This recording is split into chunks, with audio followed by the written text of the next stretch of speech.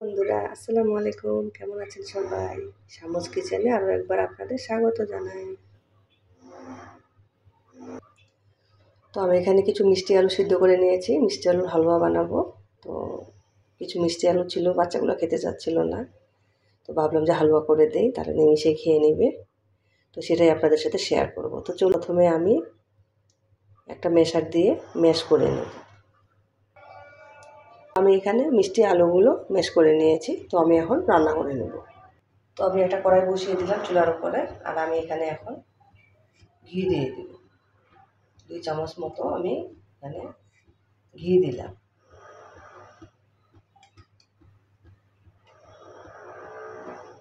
দুটা এলাচ আর একটা তেজপাতা ছেড়ে দিয়েছি, তো আমি দিয়ে দিলাম।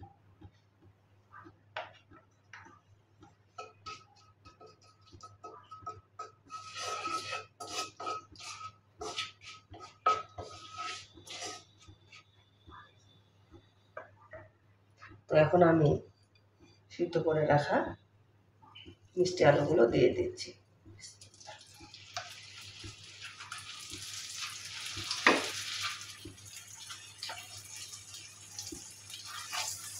তো মিষ্টি আলুগুলো দেওয়ার পরে নাড়াচাড়া করে আমি এখন এখানে কিছু দুধ দিয়ে দিলাম। দুধটা আমি জাল করে ঘন করে নিয়েছি,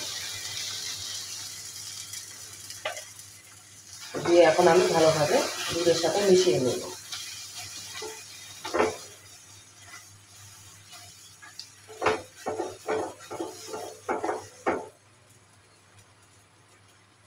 তো এখানে আমি চিনি নিয়েছি, মিষ্টিটা আপনারা কীরকম পছন্দ করেন সেভাবে দিয়ে দেবেন।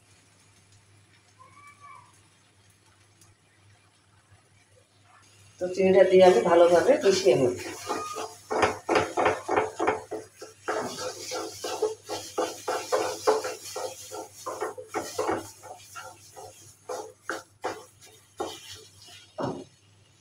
এটা রান্না হতে কিন্তু আমাদের বেশি সময় লাগে না। আপনারা মিষ্টিটা চেক করে নেবেন। আর আমি একটা খেজুর এভাবে কুচি করে কেটে নিয়েছি, দিয়ে দিলাম।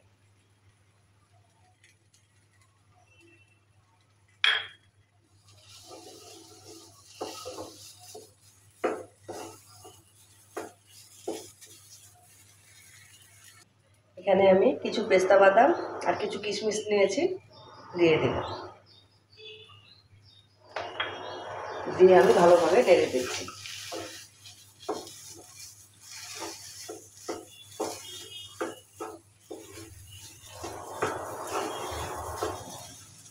তো এখানে আমি কিছু ড্রাই ফ্রুট যেমন বাদাম আছে দিয়ে দিলাম, পেস্তা বাদাম আছে, তো দিয়ে আমি আবারও নেড়ে দিচ্ছি। তো আমাদের কিন্তু রান্নাটা প্রায় হয়ে আসছে, এটা হতে কিন্তু বেশিক্ষণ লাগে না।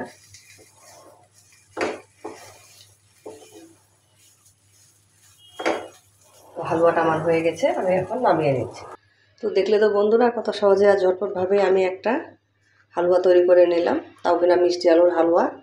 অনেক সময় কিন্তু বাচ্চারা মিষ্টি আলু খেতে চায় না, তো আমরা কিন্তু এরকম যদি একটা হালুয়া বানিয়ে দিই বাচ্চাদের, বাচ্চারা কিন্তু সুন্দরভাবে রুটি পরোটার সাথে এভাবে খেয়ে নেবে। এটা কিন্তু দারুণ মজার হয়ে থাকে। তো আমার কাছে তো খুবই ভালো লেগেছে টেস্টটা।